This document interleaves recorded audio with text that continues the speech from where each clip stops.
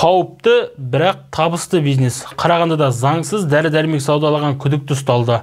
Алып сатар керекті препараттарды өзінің бағасынан 2 есе қымбатқа сатқан.